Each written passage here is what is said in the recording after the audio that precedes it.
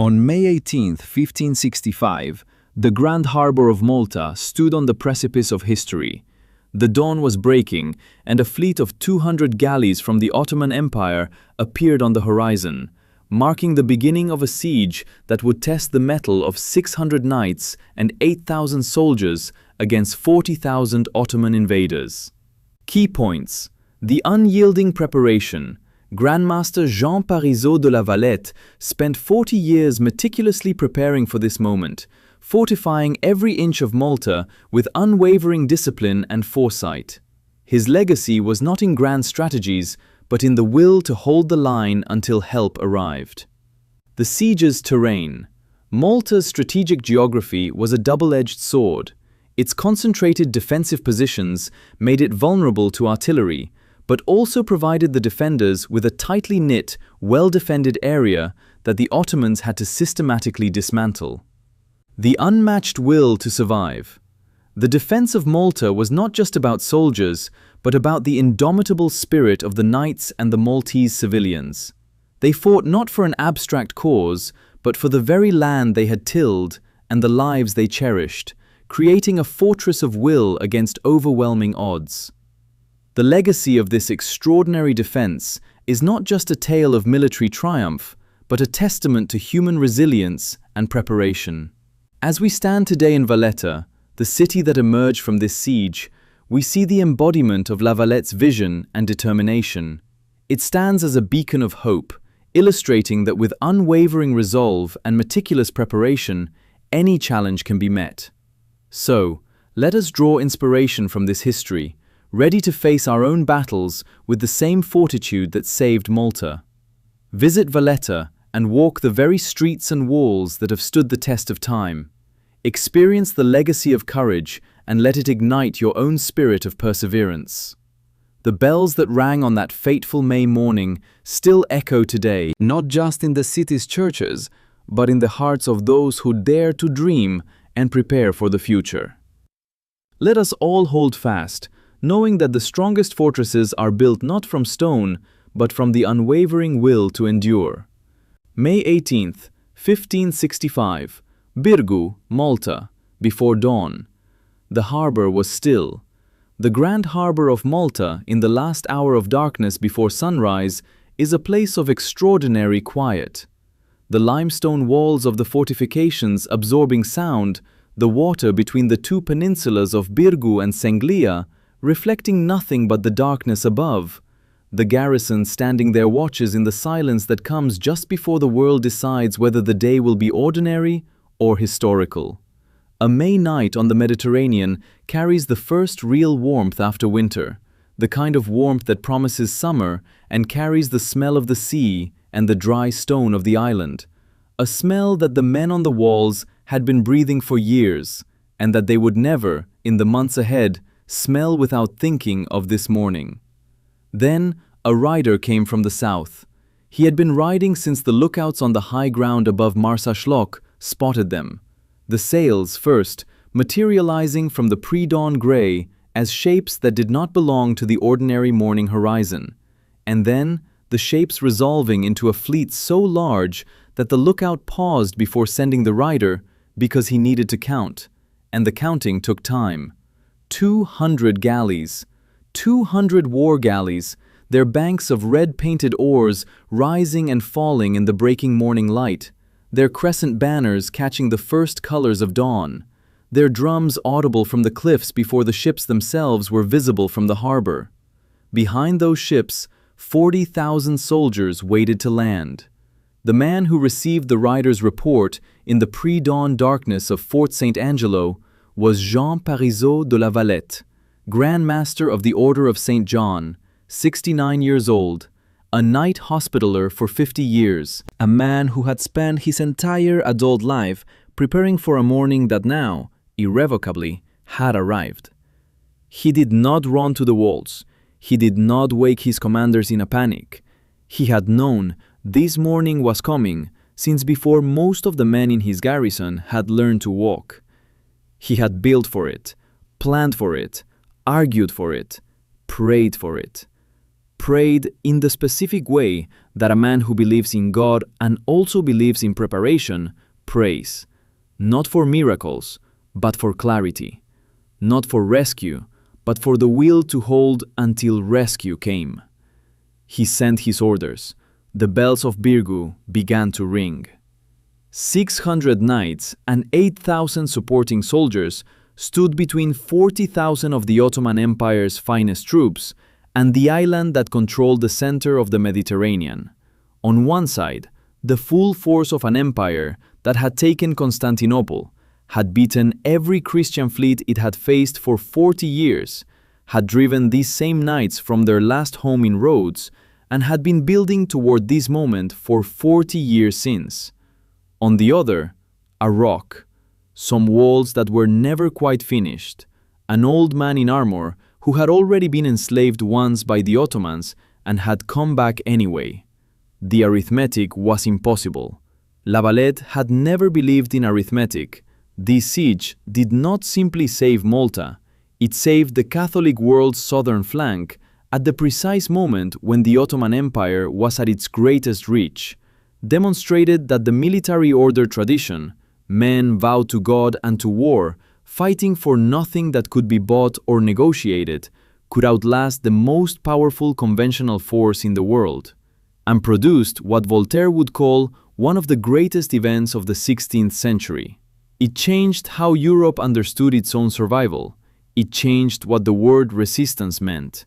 And it began here, on this harbor, on this morning. With the bells and the rider and the fleet filling the horizon like the whole Eastern world arriving at once.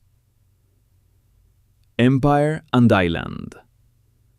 There is a way to understand the Great Siege of Malta that begins with maps, with trade routes and strategic depth, and the geometry of the Mediterranean basin that made the island of Malta worth 40,000 lives to the Sultan who sent the army. But there is another way to understand it that begins with a man's face when he is told that his enemy has arrived. La Valette's face, in those pre-dawn minutes, was the face of a man who had been waiting. Not the waiting of dread, the waiting of a hunter who has set the ground and now sees the prey enter it. To understand why he could wait like that, you have to understand what had happened for the 40 years before May 18th, 1565. The Order of St. John, the Knights Hospitaller, the military religious order founded in Jerusalem in the 11th century, expelled from the Holy Land in 1291 and from Rhodes in 1522, had been given Malta by the Holy Roman Emperor Charles V in 1530 as what amounted to a consolation prize. Malta was a barren rock. The historian Kenneth Seton called it a defenseless barren waste. It had no rivers, limited rainfall, soil that grew barley and little else. Its harbor was magnificent, but harbors without resources are harbors that must import everything they need to survive. The knights received it as fiefdom in exchange for 1 falcon annually, a rent so symbolic it announced the landlord's indifference to the tenant's fate. The knights received it and immediately began turning it into a fortress. They built Fort St. Elmo to guard the entrance to the Grand Harbor. They reinforced Fort St. Angelo on the Birgu Peninsula. They raised Fort St. Michael on Senglia. They deepened the ditches, thickened the walls, stocked the magazines, and contaminated every well they would not need in a siege. They had spent 20 years in Rhodes, learning what a major Ottoman assault looked like, and they had arrived in Malta knowing that another one was coming. Not if, when. The only question was who would be holding the island when it came, and whether the walls would be ready. This was the project that La Valette inherited when he became Grandmaster in 1557 and accelerated with everything the order's resources could provide. He was not a man of charisma in the political sense. He did not inspire through speeches or pageantry. He inspired through example. Through the specific example of a man who had been captured by Ottoman corsairs in 1541, had spent a year rowing as a galley slave in precisely the conditions he knew his own Muslim prisoners experienced, had been ransomed, and had immediately returned to the island and continued the work. He had seen what the empire looked like from the inside of it, from the wrong end of the oar. He had returned without visible trauma and without modified purpose. He worked, he planned, he waited. On the other side of the water, Sultan Suleiman I, Suleiman the Magnificent, the greatest ruler of the Ottoman Empire's greatest century, had his own reasons for Malta that went beyond geography. He had driven the knights from Rhodes in 1522, a triumph that his court celebrated as the elimination of the last Christian military presence in the eastern Mediterranean. He had done it with an army of 100,000 and a siege that lasted 6 months, a campaign that demonstrated to the rest of the world what Ottoman arms applied at full commitment looked like: systematic, patient, overwhelming, ultimately irresistible. He had treated the knights magnanimously in defeat, offering them free passage, allowing them to take their weapons and their treasury, escorting the survivors to their ships personally. He was the most powerful ruler in the world in 1522, and he had known it, and the knowledge had produced in him a kind of terrible generosity toward the defeated that was the inverse of weakness. The gesture of a man so secure in his power that he could afford to be seen as merciful. But the knights had not been eliminated. They had been given Malta, and they had made Malta dangerous.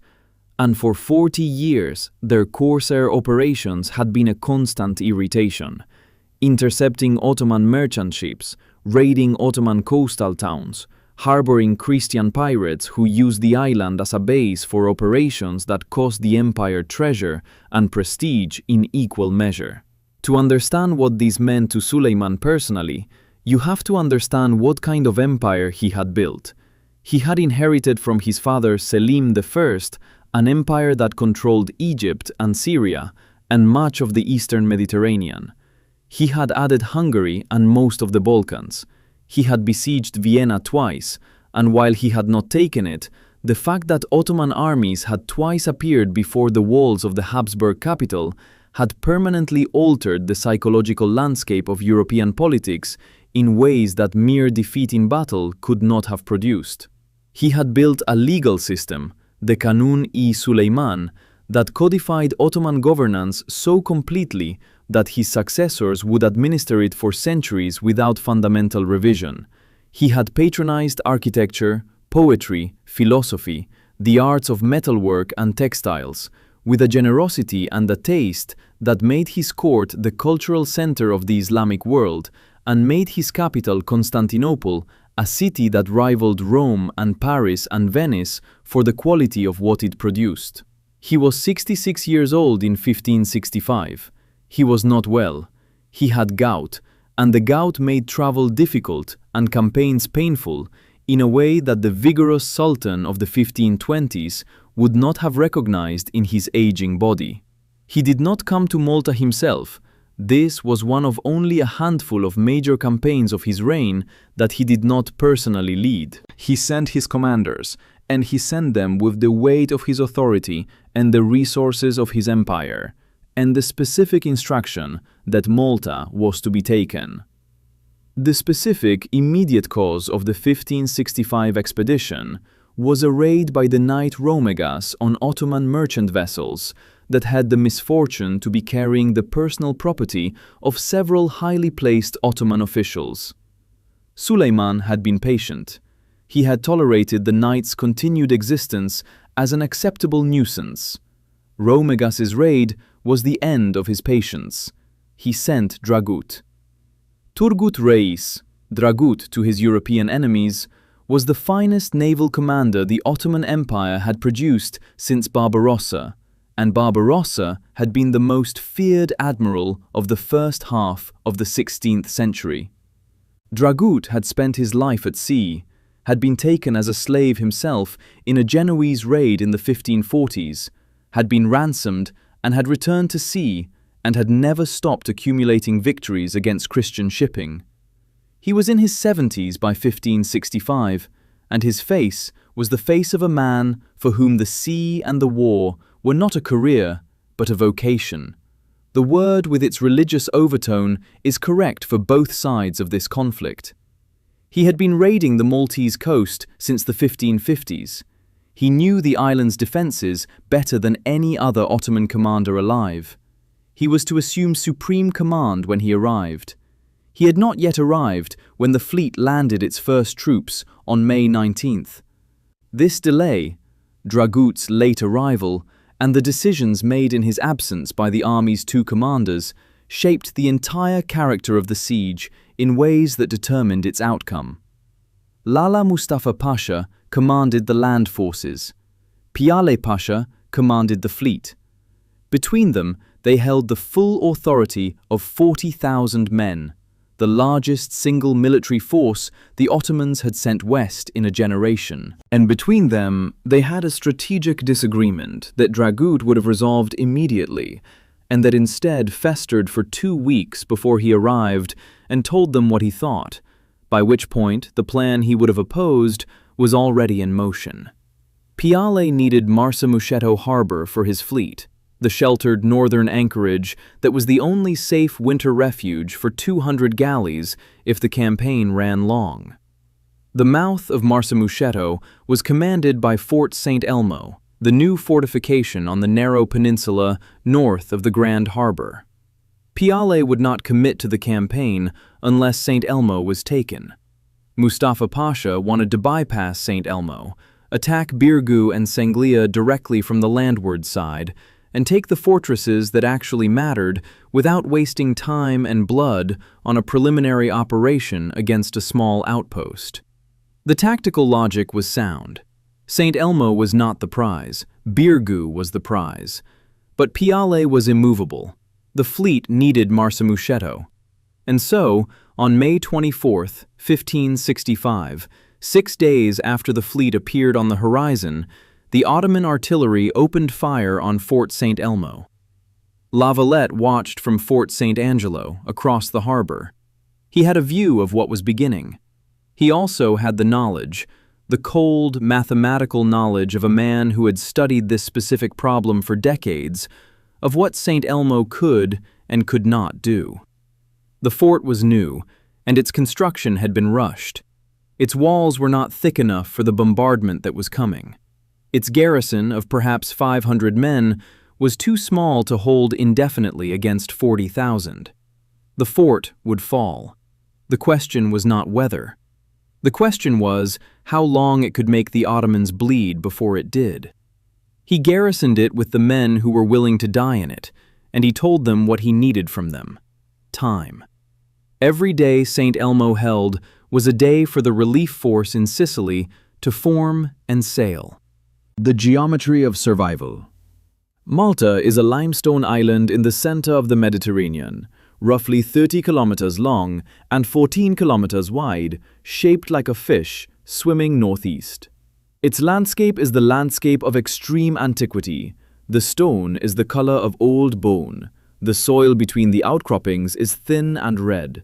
The terraced hillsides that the Maltese had been farming for millennia give the interior a layered geometry that looks more like the work of hands than the work of geology.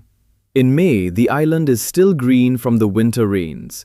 By July, it will be burning brown under a sun that leaves no shadows after 10 in the morning. The geography of the knight's defensive position concentrated everything that mattered into an area that could be measured in hundreds of meters rather than kilometers. Birgu, the main settlement, the home of the order's auberges and the Grandmaster's palace, and the warehouses and the hospital, occupied a peninsula pointing northeast into the harbor, its tip defended by the formidable mass of Fort St. Angelo. South of Birgu, across a narrow galley creek blocked by a heavy iron chain, Sanglia occupied its own peninsula pointing in the same direction, its tip guarded by Fort St. Michael. Between the two peninsulas, the galley creek was narrow enough to bridge in an emergency, which La Valette had done building a pontoon bridge of barrels and planks that allowed rapid reinforcement between the two positions. The peninsulas were accessible from the land only at their bases, where the Ottomans would have to attack across ditches and walls to reach the fortified settlements behind them.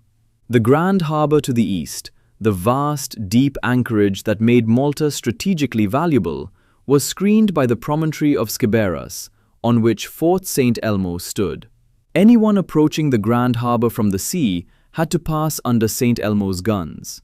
Anyone attacking from the south, from the direction of the island's interior, would have to cross open ground that could be covered by fire from the walls.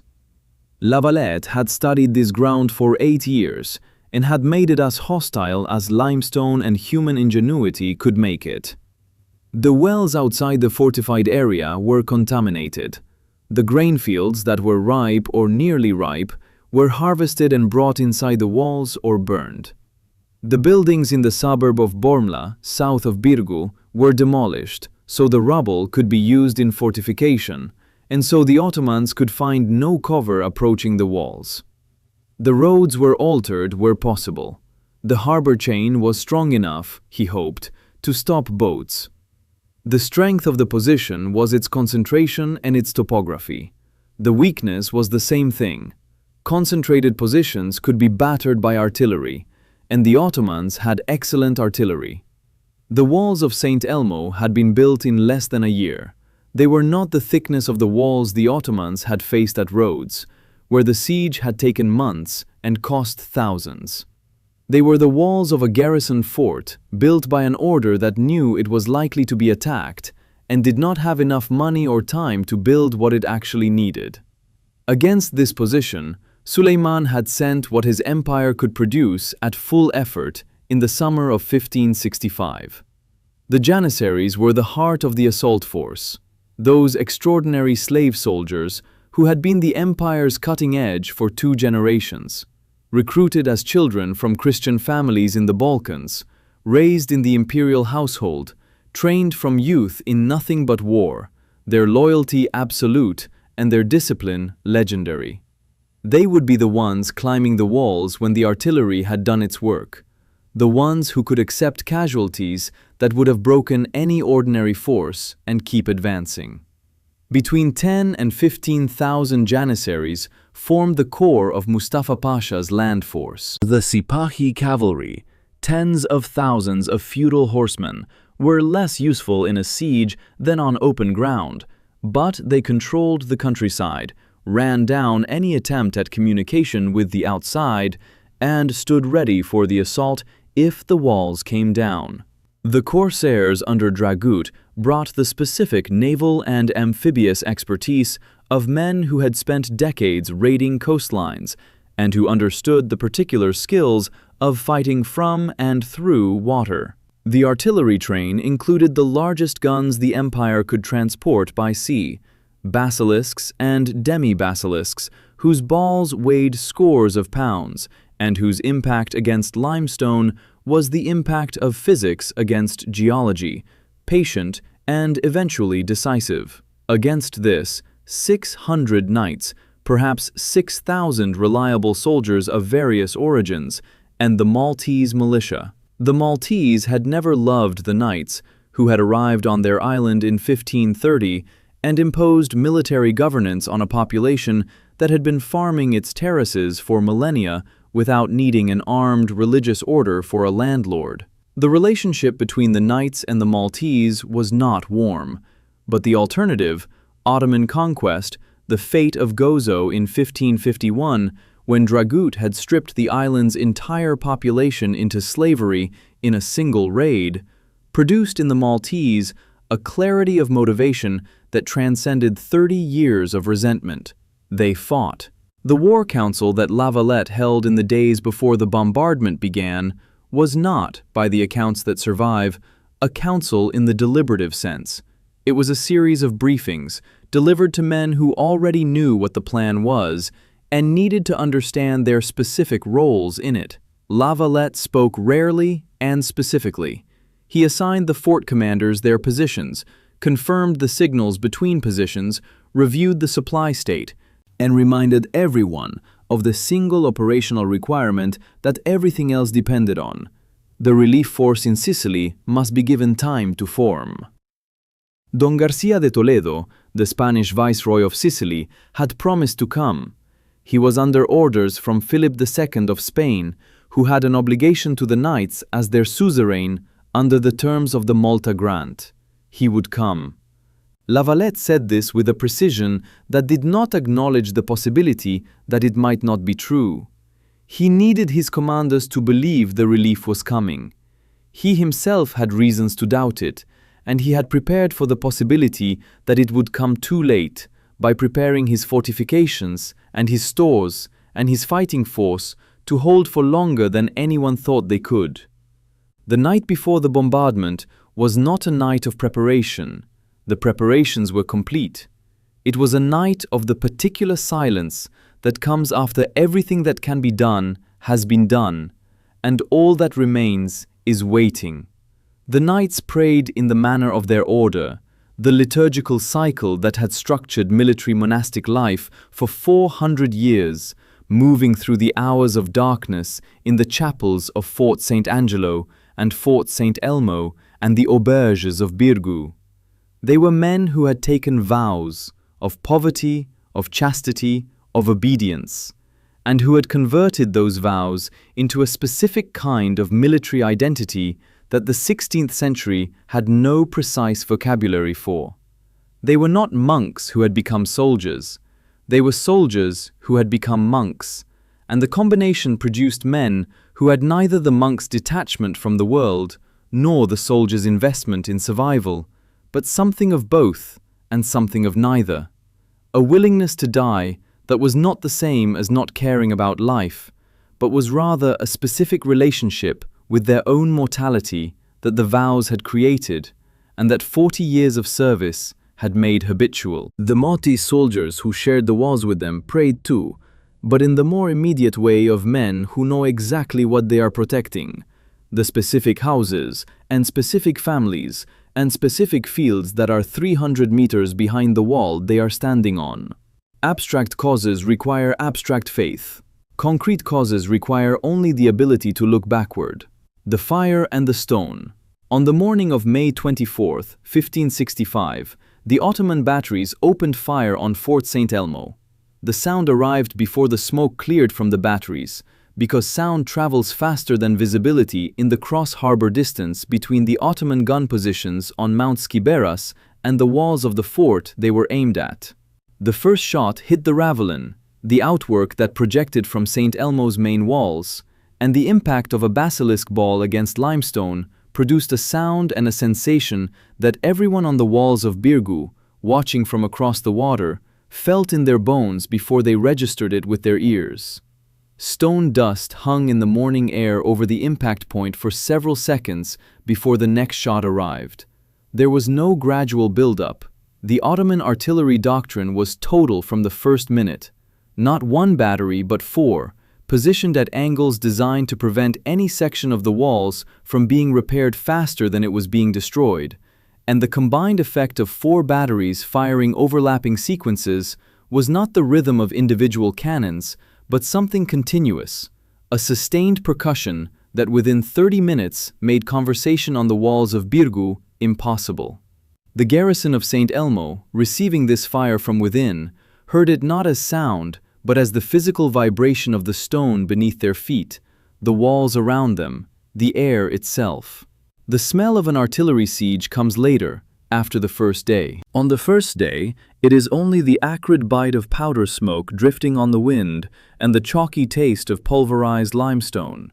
By the second day, the smell has accumulated, burned stone and burned wood, and the specific quality of burnt flesh that no one who experiences it in quantity forgets, a smell that the garrison of St. Elmo would breathe continuously for 31 days.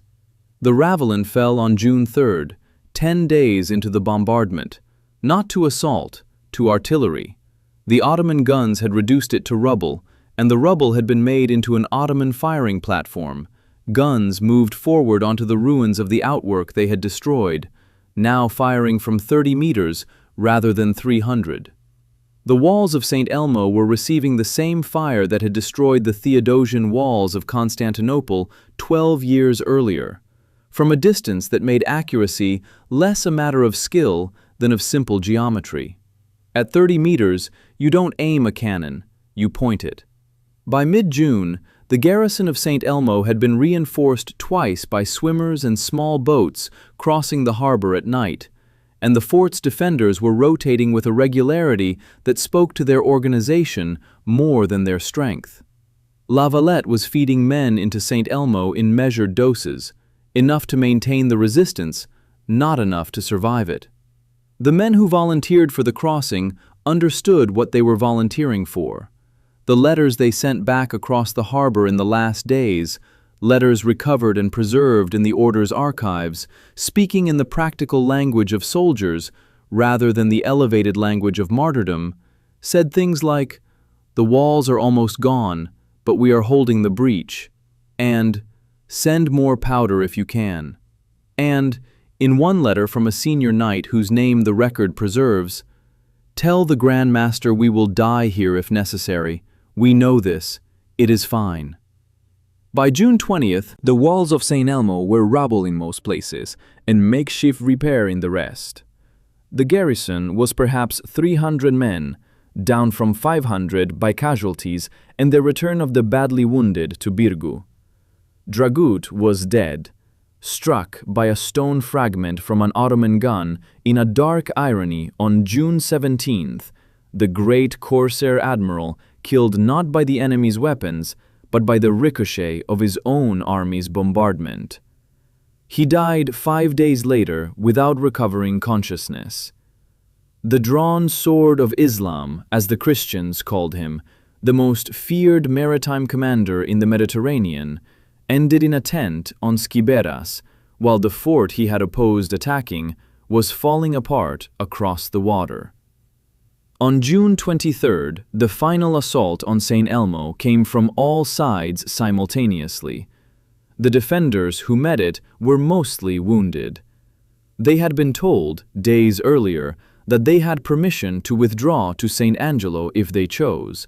La Valette had sent the message because he knew the fort could not hold, and he believed men who had held it this long had earned the right to choose.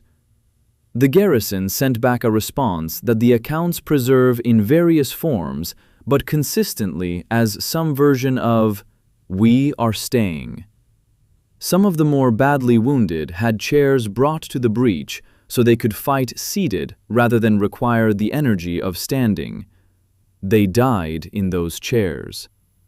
The fort fell at sunrise on June 23rd. The Ottomans killed every defender they found. They had been dying for 31 days. Lala Mustafa Pasha, surveying the rubble of what Fort St. Elmo had become, reportedly said, "If this small son has cost us so dearly, what will the father cost?" The father was Fort St. Angelo. The cost, as he was about to discover, would be everything. The bodies of the fallen knights were decapitated by Mustafa Pasha's order, their torsos lashed to wooden crosses and floated into the harbor toward Birgu. La Valette received the message. He had the Ottoman prisoners in his dungeons executed, and their severed heads loaded into his cannons and fired back across the harbor. The language of the siege, from this point forward, would have no softer register. The second phase began on July 5th, when 112 Ottoman guns opened fire simultaneously on Birgu and Senglea. The sound of 112 guns firing in overlapping sequences is not the sound of artillery in the normal sense. It is the sound of the earth disagreeing with itself, a continuous low-frequency vibration that passes through stone and into bone, and that the human nervous system cannot habituate to, because its intervals are irregular and its sources are multiple. The defenders of Birgu, who had spent 6 weeks watching St. Elmo die from across the harbor, now received the same treatment from the other direction. The walls began their slow dissolution under the mathematical patience of heavy iron against limestone. Mustafa Pasha's plan for the second phase was more sophisticated than the straightforward assault on St. Elmo. He had learned from St. Elmo that the knights would defend breaches with an effectiveness that required more than assault. It required the simultaneous pressure of multiple threats, so that the small garrison could not concentrate its dwindling strength at any single point. He built 4 new batteries on the heights of Corradino and St. Margaret's Hill, covering both peninsulas from the southwest. He established a battery on the promontory called Gallows Point, cutting St. Elmo's former position, now his, into the fire pattern on Birgu. He made plans for an assault on Senglea by water as well as by land, hauling boats overland from the southern harbor to the Grand Harbor in a logistical operation of considerable complexity, assembling a hidden flotilla behind the Corradino Heights. And he sent an emissary to La Valette under flag of truce with an offer: free passage for the garrison, full honors of war, the knights' weapons and their treasury, if they would surrender. He had made similar offers at Rhodes in 1522, and they had been accepted, more or less, after a 6-month siege.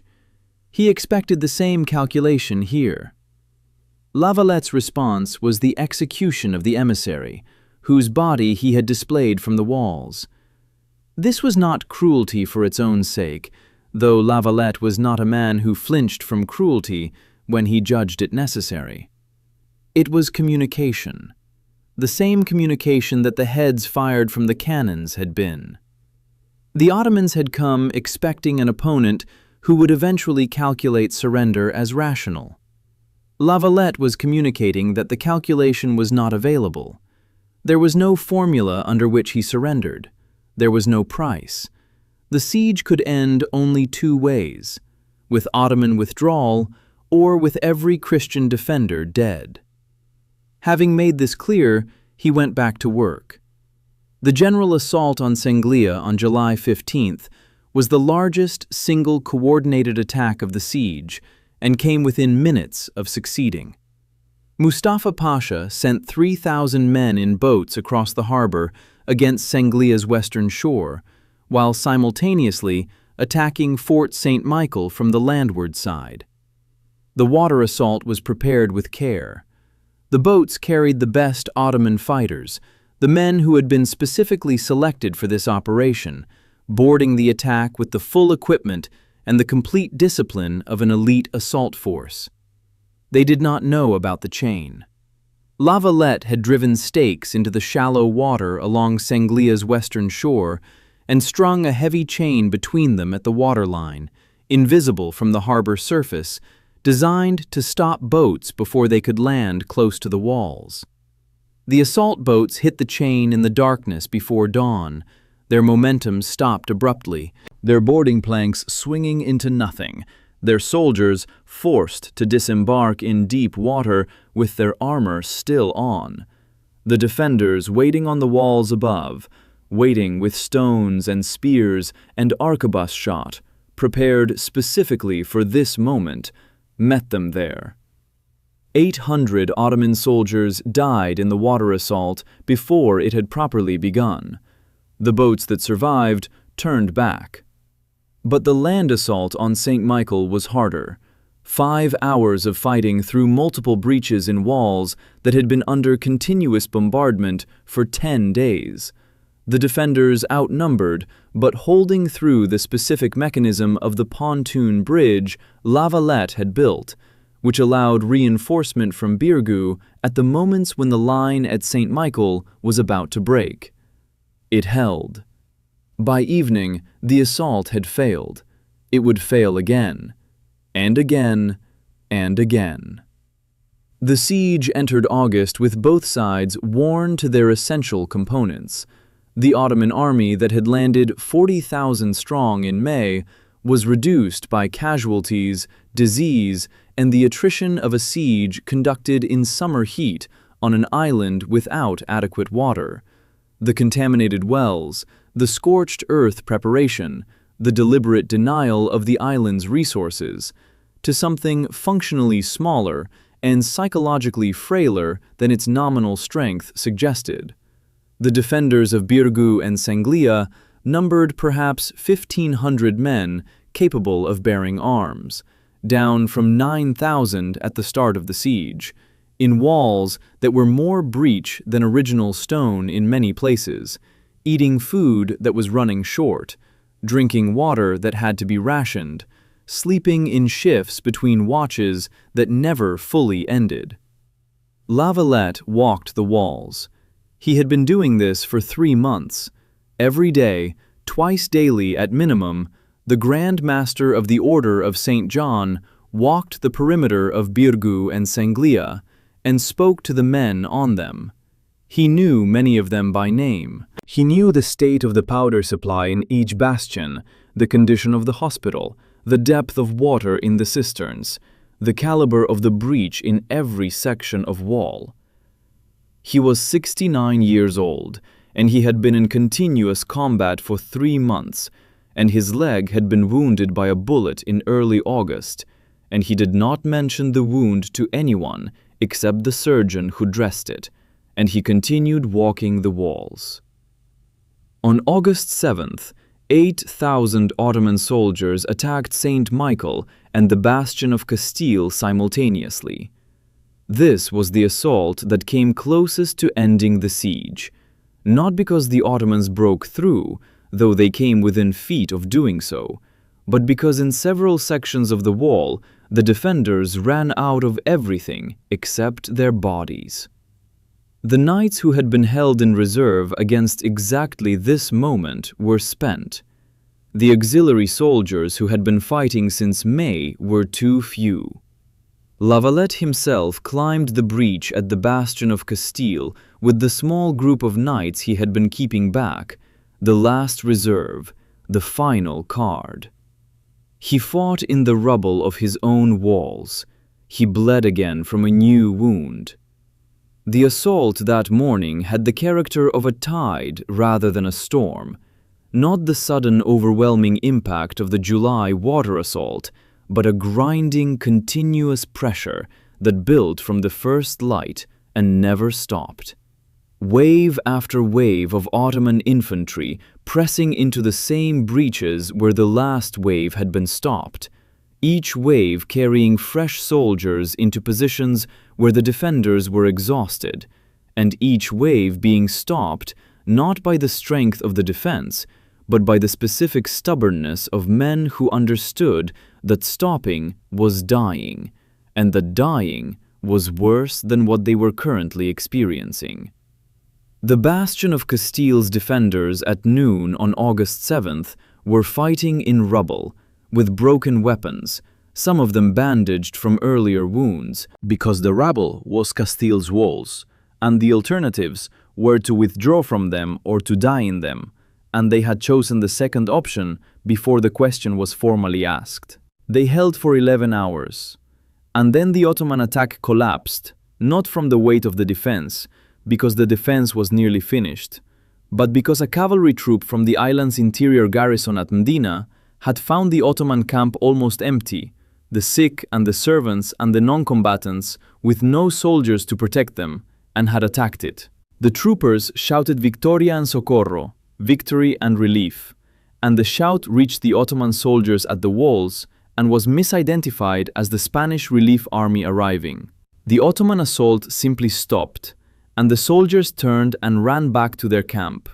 When they found it was a cavalry troop of 100 men, not an army of thousands, Mustafa Pasha ordered that no quarter be given at the next assault.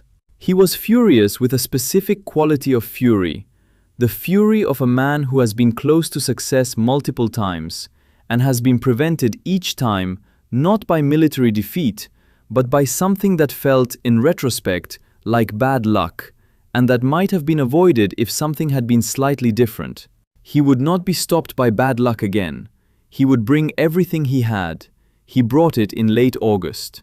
The final major assault of the siege was the largest of the 4 months, a coordinated attack on Birgu and Senglea from multiple directions, the Ottoman forces finally making the simultaneous effort against both peninsulas that the tactical logic had always suggested and that the attrition of the previous months had finally brought them to, the sense being that if they could not take both in one go, they could not take either. The walls at this point were more breach than original stone, the defenders 1,500 rather than 9,000, the powder running short and the food near finished, and the water rationed to amounts that kept men alive but not comfortable. The assault destroyed the walls in multiple additional places and produced fighting in the rubble that the surviving accounts describe as the hardest of the entire campaign. The defenders held not through the strength of fortification, but through the particular stubbornness of men who had been fighting for 3 months and who had decided, independently and collectively, that they were not going to stop. On September 7th, the Ottoman army began behaving strangely.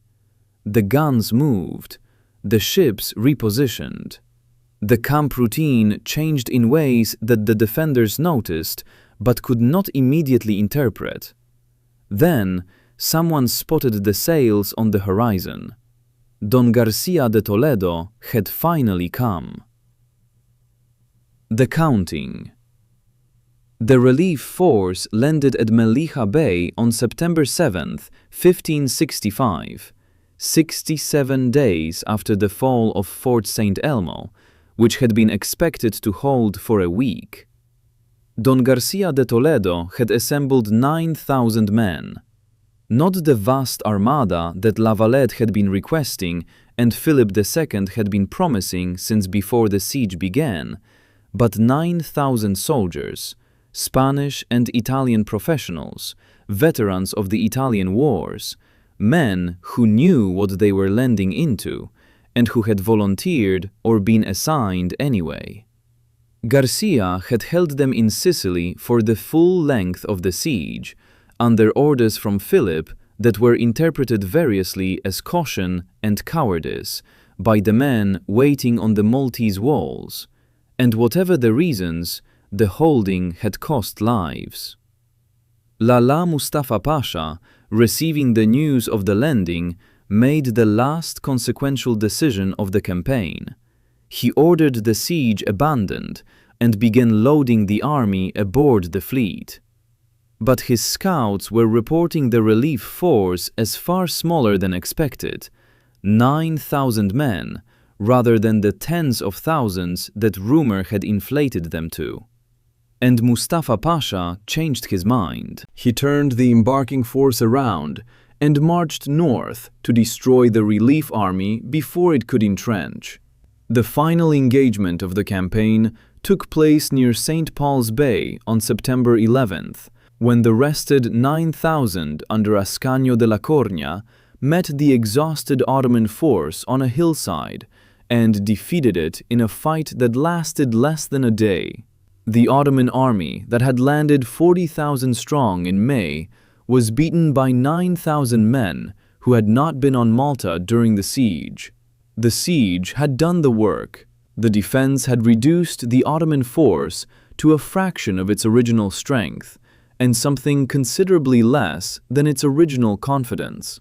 And when they finally met an opponent who was not dying in the rubble of a fortification, but was standing in formation on a hillside with fresh powder and unbroken horses, the Ottoman army broke. By September 12th, the last Ottoman ships had left Maltese waters. The count that followed was the kind of count that has no comfortable way of being presented. On the Christian side, somewhere between 400 and 500 knights killed, and total Christian military casualties in the range of 7,000 out of an original defending force of something between 8 and 9,000. Fewer than 2,000 effective soldiers remained when the relief arrived. The island itself had been scorched and battered, and its population displaced and traumatized in ways that the subsequent reconstruction would take years to address. On the Ottoman side, the estimates vary, as they always do in medieval and early modern combat records. But the most commonly cited figure for Ottoman dead is 25,000, with additional thousands wounded and captured. Against an army of 40,000, this represented a casualty rate that made the 1565 Maltese campaign one of the most expensive operations the Ottoman Empire had ever undertaken in terms of blood per objective achieved. The fleet that sailed back to Constantinople was carrying half an army. Valette wrote to the Pope and to Philip II in the weeks following the relief, and the letters are documents of remarkable restraint. He thanked them for their assistance. He noted, with the specific precision of a man who has been counting days and people for 4 months, exactly what the delay in the relief had cost in human terms. He did not rage, he documented. The letters of a man who knows the cases made by the facts and who trusts the reader to understand what the facts mean. The harbor was quiet in the September evenings after the Ottoman fleet had gone. The ruins of Fort St. Elmo stood on the northern promontory, rubble, the walls it had taken 10 days to build having been destroyed by 31 days of the heaviest artillery bombardment in Western Mediterranean history. The walls of Birgu and Senglea were breach and patch and improvised repair, the original limestone replaced in dozens of places by rammed earth and timber. The hospitals were full. The churches were full of people who were praying not for rescue, but in gratitude for survival, which is a different prayer and feels different in the body. Don Garcia de Toledo came ashore at the Grand Harbor on September 14th, and the men who met him at the dock were not the knights and soldiers of the beginning of the siege. They were something else, thinner and quieter, and with the specific quality in their eyes of people who have been to a place that most people cannot imagine, and who have come back and cannot fully explain what it was like. They were alive. All the dead were not.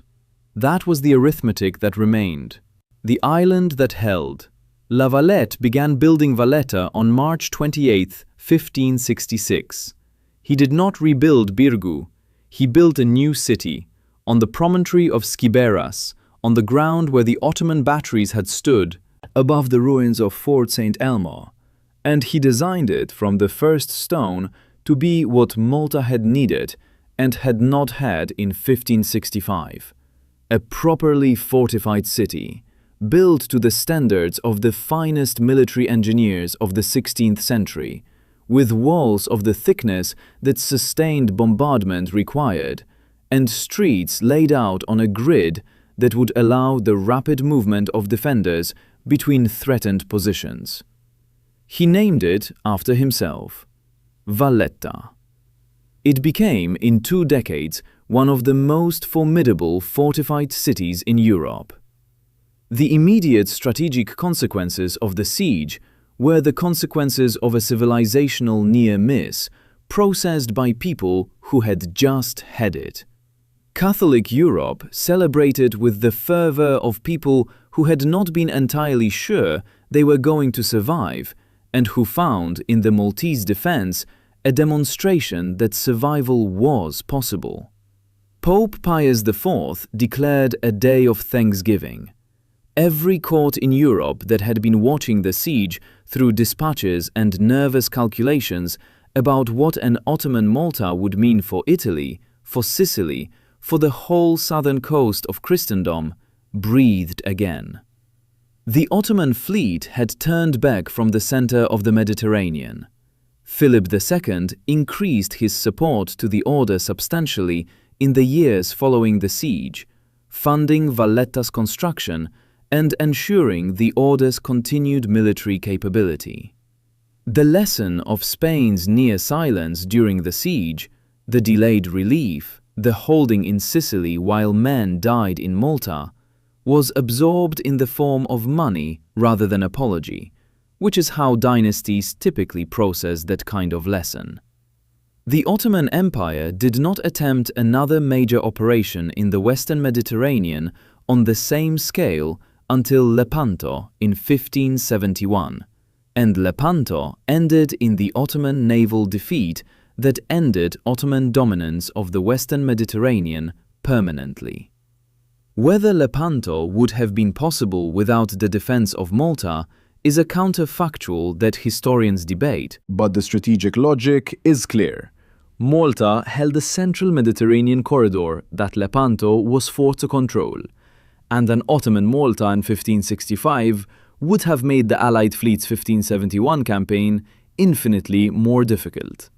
The longer meaning of the siege, the thing that makes it worth understanding not just as a military event, but as a statement about human possibility, is something that resists the language of strategy and requires a different vocabulary.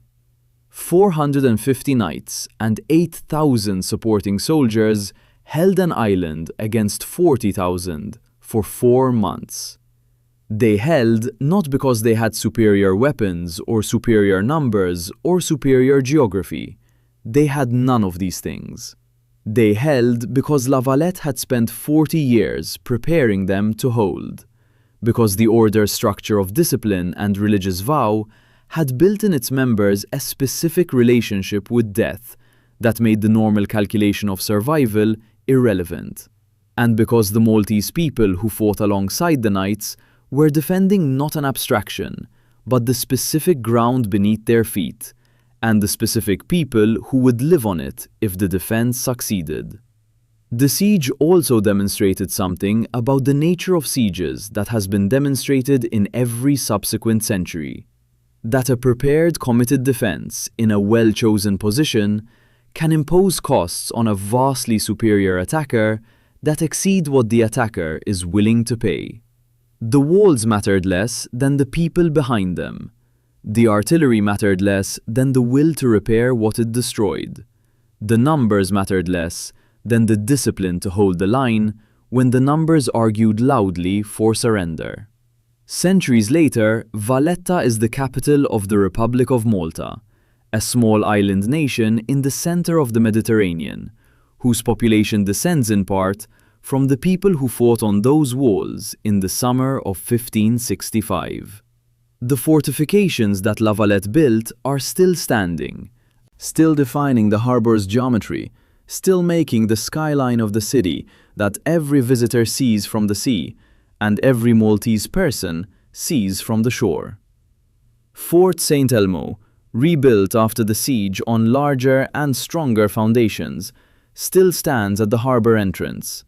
The Grand Harbor is full of cruise ships and ferries now, the fortifications that once defended the most critical piece of Mediterranean geography having become the backdrop for tourism. But the walls are there, the stone is the same stone that the Ottoman cannon struck and that the defenders repaired, and that the relief army found still standing. The limestone that La Valette chose to defend and that he chose to build upon is the limestone that his city still stands on, in the shadow of the same walls, under the same Mediterranean sky. The bells rang on the morning of May 18th, 1565, and the man who ordered them rung had already decided what the answer would be.